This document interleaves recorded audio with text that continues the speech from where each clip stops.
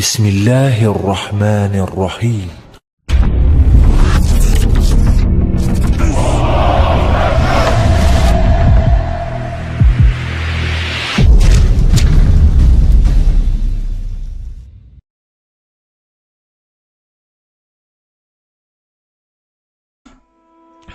Sesungguhnya kisah tentang Muhammad Fatih ini indikatornya atau sudah pernah disinggung oleh Nabi Muhammad SAW sejak tahun 5 Hijriah.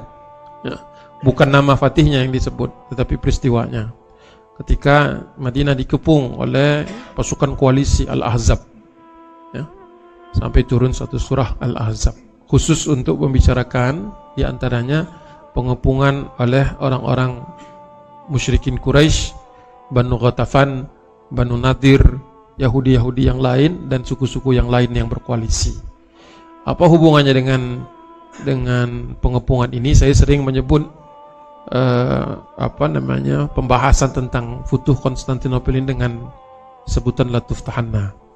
Karena walaupun dikepung di kota Madinah, Rasulullah memberikan isyarat bahwa ada sebuah kota yang jauh di utara. Kalau kita lihat ini hampir sebarisan ya, Makkah, Madinah, Al-Quds, Konstantinopel. Tapi saya bukan yang senang cocok-cocok logi gitu ya. Nggak ada hubungannya sebenarnya, cuma memang enak aja ngelihatnya satu barisan gitu. Ya, nggak ada tafsir-tafsir apa, nggak ada. Ya, tapi menarik ketika Rasulullah SAW mengisyaratkan bahwa satu kota yang jauh itu akan menjadi bagian dari wilayah kaum muslimin, sehingga secara tidak langsung Rasulullah mengatakan pengepungan terhadap kota Madinah ini pun akan di Allah berikan kemenangan. Ya. Pertanyaan saya dulu waktu membahas ini adalah kenapa Rasulullah cerita Konstantinopel padahal kaum muslimin lagi dikepung di Madinah, 10.000 pasukan Al-Ahzab, kaum muslimin hanya 3.000 di dalam kota. Ya. Kenapa enggak Rasulullah bicara tentang kalian akan menghabiskan atau mengalahkan pasukan Ahzab ini? Kenapa tidak? Tapi kenapa Rasulullah mengatakan Latuftahanna al-Qustantiniyah? Ya? Nah, itulah makanya istilah Latuftahanna. Jadi hadisnya itu, kalau antum ke Masjid Hagia Sophia, kalau sekarang masih jadi museum Hagia Sophia, itu kalau kita ikut, pastilah kalau pertama kali ke Istanbul kepingin pastinya masuk ke situ kan. Nah, ini masjid besar yang tadinya gereja kemudian menjadi masjid. Nah, di dalam tur itu nanti kita akan keluar pintu belakang, pintu samping sebenarnya. Nah, itu ada satu kolom, satu tiang yang bertuliskan hadis tersebut. Diriwayatkan dari Abdullah bin Muhammad, dari Zaid bin Hubab, dari Walid bin Mughirah, dari Abdullah bin Bushr al-Khathami, dari ayahnya. Hadis riwayat Ahmad 18189. Ada di Musnad Imam Ahmad. Bunyinya begini. Latuftahanna al-Qustantiniyatu fala ni'mal amiru amiruha wala ni'mal jaisu dalikal jais. Ya.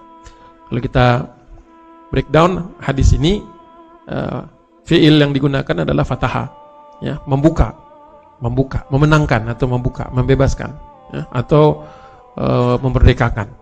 Jadi dengan lam taukid penguatan bahwa fi'il yang di tengah itu akan pasti terjadi, diakhirkan dengan nun tasydid pula. Jadi pasti akan terbuka. Gitu. Jadi Rasulullah memberikan jaminan pasti akan dibuka. Apa yang mau dibuka? Nah, kita lihat di sebelahnya Al-Qustantiniyah, yaitu Konstantinopel. Ya, dalam lidahnya Rasul maka disebut Qustantiniyah. Ya, pasti akan dibuka. Kalian pasti akan membuka Konstantinopel. Disebutkan ketika kaum muslimin lagi dikepung orang Quraisy. Ini kan harus kita pikirkan. Kenapa beritanya tentang sesuatu yang kejadian bakal terjadi 800 tahun kemudian, 8 abad. Ya. Pasti ada signifikansinya, pasti ada sesuatunya. Kenapa Rasulullah nggak ceritakan Latuftahannal Makkata? Itu lebih real kan? Di depan mata sahabat pernah ke Mekah. Ketika Rasulullah menyebutkan ini di tahun 5 Hijriah, belum ada satupun sahabat yang pernah ke Konstantinopel. Seperti yang Anda bilang, kalian akan membutuhkan New York. Yang pernah ke New York berapa orang? Nah, paham maksudnya? Jadi para sahabat samina wa ata'na, mendengar dan wah, kalau kota sejauh itu baru kedengaran, mungkin sahabat ada yang baru dengar itu istilah Konstantinopel itu ya hari itulah baru dengar. Sehingga para sahabat ini manusia yang diceritakan neraka mereka nangis takut, masuk ke sana. Diceritakan surga oleh Rasulullah sallallahu alaihi wasallam, mereka ingin masuk ke sana. Ketika dikatakan kalian akan memfutuhkan Konstantinopel, gembira hatinya seperti busyro, kabar gembira. Ya. Orangnya bukan pesimistik kayak kita. Ya. Mereka itu adalah orang-orang yang optimis. Jadi, kalau begitu bergegas, jadi mereka semakin giat lagi, semakin semangat lagi dalam menghadapi tantangan. Jadi mereka menganggap kecil itu kepungan orang-orang Quraisy. Karena apa? Karena ada sesuatu yang lebih besar. Nah, ini jarang dibahas. Tiba-tiba tahu-tahu langsung latuf tahanah, seolah-olah nggak ada proses. Bahkan kadang-kadang diceritakan sebagai pelengkap saja. Tahu-tahu langsung masuk cerita tentang Muhammad Fatihnya. Ya. Sehingga ada logika yang hilang, atau ada runutan peristiwa yang hilang. Dari mana Muhammad Fatih itu kenal Konstantinopel? Atau mundur lagi, dari mana ayahnya tahu? Dari mana kakeknya tahu? Mundur sampai 6 generasi, dari mana Osman Ghazi tahu? Mundur satu langkah lagi, Ertuğrul Ghazi, nenek moyangnya orang-orang Turki. Dari mana mereka tahu tentang Konstantinopel? Kalau bukan dari hadis-hadis. Jadi mata rantainya itu berturut-turut sampai kepada mereka. Jadi peristiwa ini disebut nubuah. Sesuatu yang akan pasti terjadi, tapi tidak disebutkan sama Nabi kapannya. Sehingga semua generasi 800 tahun berlomba-lomba menjadi yang pertama. Nah, itu yang ingin saya sampaikan. Jadi ada perjalanan generasi, lintas generasi. Lintas generasi. Bahkan kalau yang sering membaca tentang hadis-hadis akhir zaman, Konstantinopel atau Istanbul sekarang itu akan dibutuhkan lagi sebagai salah satu tanda akhir zaman. Ya. Jadi perhatikan kata-kata. Ini saya salin lagi latuf tahanahnya. Ya. Sengaja saya potong di Beirut kira-kira lebih karena di zaman Rasulullah SAW tidak ada ekspedisi ke sana. Di zaman Khalifah yang pertama, Abu Bakar As-Siddiq, fokusnya pada suku-suku yang murtad. Makanya 2 tahun kurang lebih kepemimpinan Abu Bakar As-Siddiq itu fokus kepada hurub al-ridah, hurubur ridah. Ya. Memastikan semua orang kembali kepada Islam, tidak ada yang murtad. Kemudian di zaman Umar bin Khattab luas sekali wilayahnya. Ya. Kaum muslimin itu kemudian sampai ke Persia, sampai ke Syam, sampai ke Mesir dan lain sebagainya. Tapi kebijakan Umar sebagai khalifah yang kedua, kebijakan Umar adalah tidak mengizinkan ekspedisi-ekspedisi laut. Tidak mengizinkan ekspedisi-ekspedisi laut. Bahkan sebagai contoh, tapi antum harus kuat petanya, harus kuat geografinya. Dahulu ketika Amr bin Ash radhiyallahu an berhasil menaklukkan Mesir, dia waktu itu ingin menancapkan tendanya, ya, tendanya Fustat di sebelah barat Sungai Nil. Kebayang nggak? Sebelah barat Sungai Nil. Berarti kalau dari Madinah mau ke kemahnya Amr bin As harus nyeberangi Sungai Nil. Karena posisi Madinah itu di sebelah timurnya Sungai Nil. Itu saja langsung dibatalkan sama Umar. Makanya kita melihat sekarang Fustat itu di sebelah timurnya. Jadi nggak boleh. Tadinya mau di sebelah barat, disuruh pindah ke sebelah timur. Karena Umar, jangankan lautan, sungai saja nggak boleh memisahkan dia dengan pasukannya. Sehingga dibangun di sebelah timur. Makanya sampai sekarang kita lihat Kairo, Old Kairo, Kairo yang lama, itu di sebelah timur Sungai Nil. Jadi kebijakan Umar. Baru nanti di zamannya Utsman bin Affan sebagai khalifah pengganti Umar bin Khattab, barulah diizinkan ekspedisi-ekspedisi lautan. Nah, panglimanya waktu itu yang memang sudah lama ingin menjelajahi lautan adalah Muawiyah bin Abi Sufyan. Ya. Jadi startnya begitu, dari Beirut menuju titik pertama. Jadi orang tuh nggak ini, Pak, sahabat tuh sistematis. Walaupun hadisnya itu Konstantinia, mereka tahu diri. Pertama mereka ngerti, mereka baru kenal laut. Para sahabat itu kan kaum yang daratan, ya, kalaupun ada laut sebatas penyeberangan di Laut Merah sama nelayan-nelayan di pinggir pantai. Belum ada yang punya kapal perang yang besar-besar.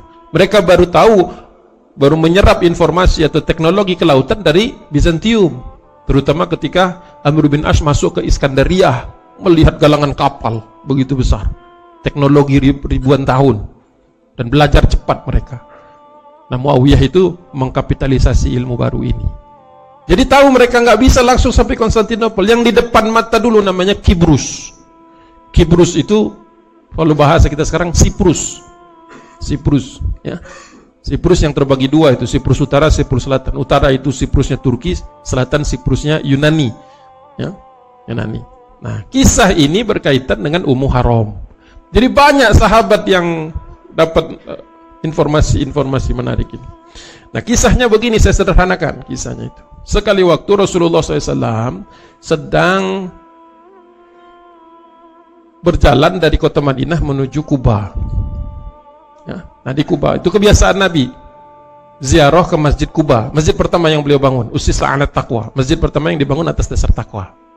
Nah, ketika Rasulullah sampai di Kuba, maka Rasulullah istirahat. Biasanya istirahat di rumah para sahabat. Nah, istirahatnya di rumah Ummu Haram. Ummu Haram masih keluarga Nabi SAW. Masih ada kerabatan, hubungan kekerabatan. Istirahat di sana dan Rasulullah tertidur.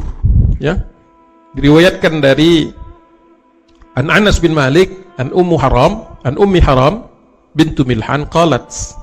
Ya, Rasulullah SAW fi baiti, dia katakan. Rasulullah sedang ada di rumahku, fastaiqadha wa huwa yadhak. Terlelap sedikit sebentar. Fastaiqadha itu kalau kita bahasa kita itu tidur sebentar itu apa? Kalau bahasa Inggrisnya nap, beda dengan sleep. Kalau sleep itu kita tidur betul-betul pakai selimut pak di atas. Kalau fastaiqadha itu nyender tuh sebentar tuh. Nah, kayak gitu tuh tidur itu sebenarnya. Fastaiqadha itu. Nah, cuman mereka nggak ngeh itu lagi diambil Allah itu ininya, ruhnya. Nah, kalau mereka beruntung dibalikan lagi nanti. Alhamdulillahilladzi ahyana ba'dama amatana wa ilahin nusyur, kan doanya begitu kan? Ya Allah, alhamdulillah, bersyukur kepada Allah bahwa Engkau sudah hidupkan setelah mati. Jadi tidur itu mati. Mati yang masih berkondisi, bisa balik bisa enggak. Nah, gitu. Jadi Rasulullah sempat tertidur sebentar di rumahku kata Ummu Haram, tapi tidurnya tuh guyu apa ketawa gitu, kayak lihat sesuatu yang indah gitu.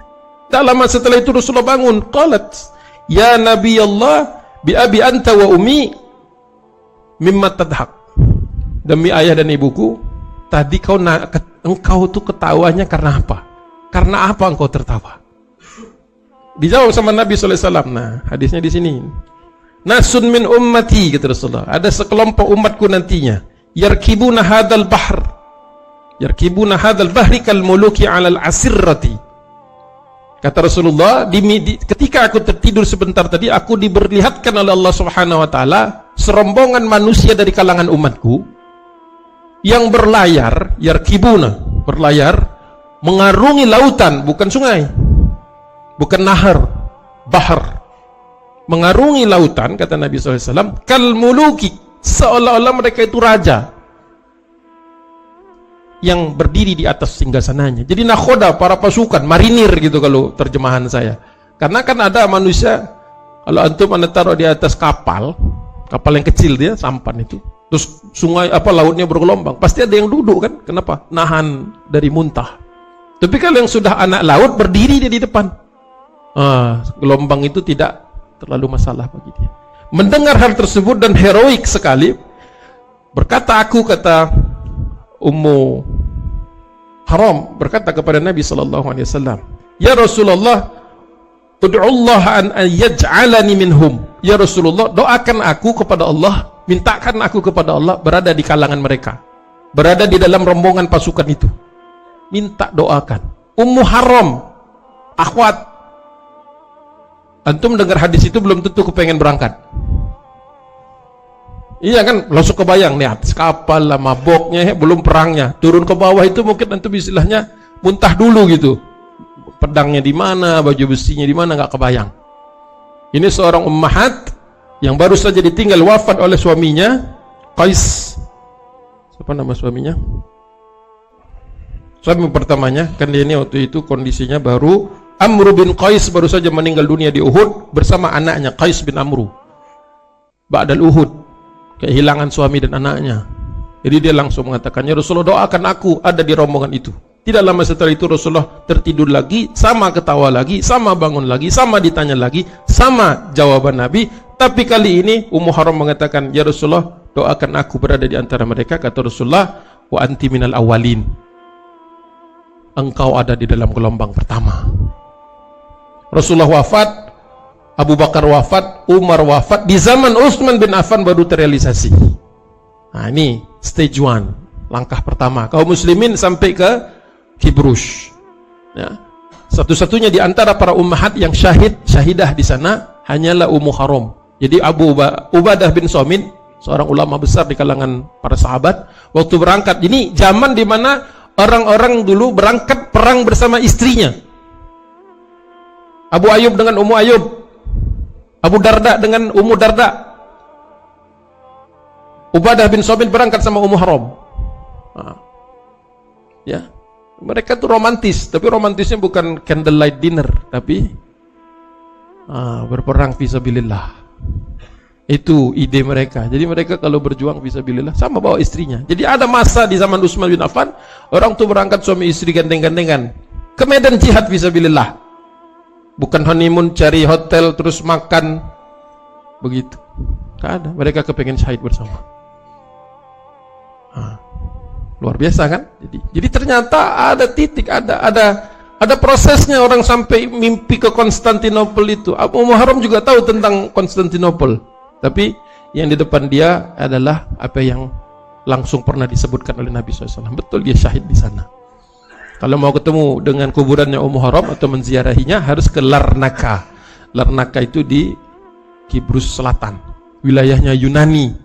Jadi kalau antum mau ke sana jangan lewat Istanbul, nggak akan boleh masuk. Tapi lewatnya mendarat di Athena, pakai visa Schengen. Baru antum dari Athens bisa mendarat di selatan, Kibrus. Baru bisa ziarah ke sana, ya. Itu yang pertama. Nah, stage kedua adalah dari Kibrus ke Rhodes, Pulau Rhodes Island. Nah, di sini rombongan kedua nih, rombongan Muawiyah bin Abi Sufyan dan istrinya Atika bintu Amir, ya, berangkat sampai ke sana. Setelah itu baru stage ketiga. Nah, lihat tuh jalan yang lebih jauh lagi tuh muternya. Tapi belum sampai juga Konstantinopel, sampai di Erdek Banderma. Kalau di dalam kitab Al-Bidayah wa Nihayah Ibnu Katsir itu disebutnya Zikus, bukan tikus, Zikus, Erdek Banderma. Sampailah di situ Abu Ayyub Al-Ansari, baru dari situ ke Konstantinopel. Tuh panahnya dikasih merah warnanya. Jadi tiga tahap karena apa? Keterbatasan peralatan dan lain sebagainya, ya. Tapi ini semangatnya hanya karena satu hadis, latuftahan al-Qustantiniyatu fala ni'mal amiruha fala ni'mal jaisu dzalikal jais. Hanya karena satu hadis ini para sahabat berbondong-bondong, tidak ada rasa takutnya mengarungi lautan, padahal mereka biasanya naik unta, sekarang naik kapal, bangsa Arab, ya. Nah, inilah para pendahulu, dan kisah-kisah ini nanti diceritakan sebagai legenda, sebagai satu kisah besar, ya, bukan legenda, kisah besar yang nantinya turun-temurun akan menjadi folklore, istilahnya apa, kisah-kisah para masyarakat di antara orang-orang yang masuk ke sini pertama kali dari kaum muslimin, yaitu Bani Saljuk. Setelah Bani Saljuk nanti baru ada beylik-beylik Turki, nah, kecamatan-kecamatan kecil, ya. Nah, nanti dari antara beylik Turki itu ada beyliknya Osman, makanya disebut Osman Ghazi, dia di perbatasan. Begitu kisahnya awalnya. Nah, Cizikus, ya. Namanya sekarang Erdek Banderma. Kalau antum buka Google Map Erdek, langsung ketemu tempatnya. Alhamdulillah Anda pernah ke sana, antum belum? Iya. Dan kalau napak tilas Anda setahun sekali ke Turki kalau Allah kasih izin. Dari tahun 2009 dulu, ya, hanya ada 2 tahun kalau nggak salah yang karena ada masalah jadi nggak berangkat. Tapi selebihnya Anda pernah mampir di sana. Pantainya ya lebih bagus Tenggigi, lebih bagus pantai di tempat-tempat lain lah yang saya nggak bisa sebut satu persatu. Tetapi satu hal, pantai ini pernah didarati Abu Ayyub, pantai yang lain belum. Nah, itu aja, ya. Sama Mustafa ini kita, guide kita waktu itu di Turki. Dia bilang, Pak Agung, belum pernah ada orang kesini ini di luar jadwal, maksudnya di luar destinasi turis katanya. Paling kesini orang Rusia, itu pun musim panas katanya. Mereka telanjang di sini. Astagfirullahaladzim. Ini orang Indonesia baru pertama kali saya bawa rombongan kesininya. Nggak apa-apa Pak, selalu ada yang pertama untuk setiap keadaan, saya bilang begitu. Ada apa kehebatannya di sini? Anda bacakan kitab Bidayah wa Nihayah, baru dia ikut nyatet. Ternyata dia ini termasuk rombongan yang biasa bawa orang Indonesia yang happy. Maksudnya yang jalan, yang dicari apa namanya itu, hot balloon air gitu ya, hot air balloon gitu ya, yang pergi itu. Kita bawa ke sini. Apa kisahnya di sini? Saya bilang kisahnya kisah Abu Ayyub. Usia 96 tahun, 47 tahun dia itu termasuk orang yang berbaiat kepada Rasulullah di Baiatul Aqabah. Usianya 47 tahun, paling senior di antara sahabat Ansor. 47 tahun. Di sini banyak yang belum 47 tahun. Dia 47 tahun itu masuk Islam, tapi hidupnya panjang, tawilan, panjang, mubarakan, berkah. Kenapa? 96 tahun dia meninggal dunia. Ada yang mengatakan 92 tahun. Masya Allah, panjang sekali hidupnya. Masuk di dalam Tarikh At-Tabari, tafsir Ibnu Katsir, ketika dia sampai di pantai tersebut, ada satu orang yang langsung anak muda. Mana tadi? Kitab saya harus buka dulu. Ada satu anak muda yang tiba-tiba tanpa komando, tanpa apa, langsung turun ke daratan, langsung menyerang orang-orang Bizantium. Biasa anak muda, darah muda gitu kan, mau syahid duluan. Ya habislah dia sendirian. Sehingga orang-orang yang masih di kapal mengatakan, mengutip ayat Allah Subhanahu wa taala. Aslinya mereka mengatakan, mana tadi?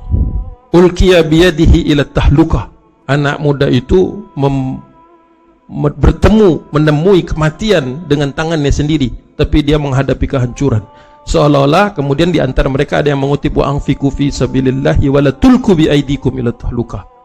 Berinfaklah kepada Allah Subhanahu wa taala fi sabilillah wa la tulqu bi aydikum ila tahlukah, tapi jangan jerumuskan dirimu di dalam kehancuran. Itu ayat 195 di dalam suratul Baqarah, ayat ke-Baqarah. Mendengar hal itu, Abu Ayyub Al-Ansari di situ yang tadi masih low profile, dia nggak ngomong siapa dirinya. Dia tidak ngomong kalau saya ini Abu Ayyub dan sebagainya, tidak. Dia katakan begini, kata Abu Ayyub, hati-hati kalian menilai orang tersebut begini dan begitu. Kenapa? Kata Abu Ayyub begini. Faqala Abu Ayyub, nahnu alamu bihadhil ayah innama nunzilat fina. Hati-hati menggunakan ayat itu, karena kami lebih tahu tentang ayat 195 itu. Itu adalah ayat yang diturunkan untuk kami dulu. Jadi Abu Ayyub kemudian cerita, ayat ini waktu turun, asbabun nuzulnya adalah ketika orang-orang muhajir, orang-orang Ansor merasa kaum muslimin sudah banyak kemenangan. Sehingga mereka lapor kepada Nabi SAW, bolehkah kami ini istirahat sejenak? Kenapa? Kami ingin mengumpulkan, kami ingin kembali bersama keluarga, bahasanya begitu, ingin bersama keluarga, balik mengumpulkan harta kami yang sudah banyak berkurang, dan seterusnya. Tidak lama setelah itu Allah turunkan surah Al-Baqarah ayat 195. Kata Abu Ayyub, fakanat at-tahluka, sungguh sebenarnya kehancuran yang dimaksud di dalam ayat itu adalah fil iqamah, ketika kita berhenti, fil ahli, dalam rangka mendatangi keluarga, wal mali, dan mengumpulkan harta, wa tatrukul jihad, dan meninggalkan perjuangan. Jadi kebalikan kata Abu Ayyub, anak muda tadi dia sudah syahid itu. Walaupun memang kesalahannya adalah dia tidak taat kepada komando, tapi dia sudah sebagaimana janji Allah Subhanahu wa taala, orang yang syahid. Jadi jangan kalian cela dia dengan mengatakan dia menjerumuskan kepada kebinasaan. Karena sesungguhnya ayat itu berbicara tentang kami dulu. Ketika kami dulu dalam suatu babak sejarah ketika Rasul masih ada, kami ingin berhenti sebentar dari jihad, maka ditegur sama Allah Subhanahu wa taala. Wa anfiqu fi sabilillah wa la tulqu bi aydikum ila tahluka wa ahsinu innallaha yuhibbul muhsinin. Setelah dia ceritakan seperti itu, orang-orang baru tanya, siapa orang tua ini yang paling tua di antara pasukan ini? Kenapa kok dia tahu ini tentang ayat ini sampai mengatakan ini dulu turun tentang kami? Barulah komandan armada tersebut namanya Yazid bin Muawiyah. Yazid yang paling sering dijelek-jelekkan banyak orang. Yazid bin Muawiyah itu pernah menjadi pahlawan, pernah memimpin pasukan. Dia katakan itu Abu Ayyub Al-Ansari, nama aslinya Khalid ibn Zaid ibn Kulayb An-Najjari Al-Khazraji Al-Ansari. Dia itu rumahnya pernah ditinggali Nabi sallallahu alaihi wasallam sebelum Rasulullah membangun Masjid Nabawi. 7 bulan lamanya tinggal di rumah beliau. Baru orang kaget ya. Makanya kita perlu tahu, ya. Tidak semua orang yang diam-diam itu terus nggak tahu apa-apa, kira-kira begitu. Kadang-kadang kan kita suka menganggap enteng, ya. Ngomong terus, ya, nggak ada yang menghentikan. Padahal mungkin keliru pandangan kita. Insyaallah. Ya. Akhirnya mereka sampai juga di kota ini. Kota namanya Konstantinopel. Ini dari utara, dari atas, dari apa namanya, dari satelit kota ini, ya. Konstantinopel itu yang ini, yang luas ini. Ini ada Halij itu teluk, kemudian di sini ada Galata, dulu namanya Pera. Ini Selat Bosforus, ini Laut Marmara, ya. Kalau antum belum kebayang di mana, nanti Google Map-nya dibuka, zoom di Istanbul, kasih titik di situ, ya, supaya nanti antum kalau buka map itu ada lagi. Nah, ternyata Abu Ayyub Al-Ansari ini 3 tahun berjihad fisabilillah. 3 tahun dia di Erdek, setiap tahun dia ke Konstantinopel, mengepung, menyerang, nggak berhasil, balik. Begitu musim dingin mereka balik. Perangnya hanya 3 bulan dalam setahun. Hanya bisa di bulan panas, musim panas, summer saja. Kalau sudah mulai musim gugur, mereka harus mengumpulkan makanan. Begitu winter nggak ada makanan lagi. Kalau nggak mengumpulkan dari sejak musim gugur, mati. Nanti spring mereka nanam lagi, sebagian perang. 3 tahun lamanya berjihad fisabilillah untuk mewujudkan hadis Nabi SAW. Mewujudkannya, ternyata memang belum di waktu mereka itu. Setelah 3 tahun Abu Ayyub itu sakit. Nah, ketika sakit ditanya, ya, Abu Ayyub ini orang yang tidak pernah absen, masya Allah, selama dia masih hidup, ya. Syahida Abu Ayyub badran thumma lam yatakhallaf an ghazwatin lil muslimin illa fi ukhra illa aman wahid. Selama dia hidup dari usia 47 sampai 96, ya, sepanjang itu dia tidak pernah absen dalam peperangan kaum muslimin kecuali 1 tahun. Nah, 1 tahun itu dia berada di Kufah, mendampingi Ali bin Abi Thalib waktu itu menghadapi kaum Khawarij. Jadi perang juga, tapi perangnya tidak tercatat, perangnya di sana, di front Irak. Baru nanti dia bergerak ke Beirut dan baru ikut rombongan, ya, di zaman khalifahnya Muawiyah bin Abi Sufyan. Jadi dia memang tua 96 tahun, tapi tidak pernah absen di dalam peperangan kaum muslimin. Kita berapa aksi kaum muslimin yang kita absen? Baru aksi doang tuh, belum ada apa-apanya. Paling kena apa namanya, gas air mata, ya, itu pun antum di belakang nggak kena, bantu doa dari jauh. Kalau di depan nangis, ya.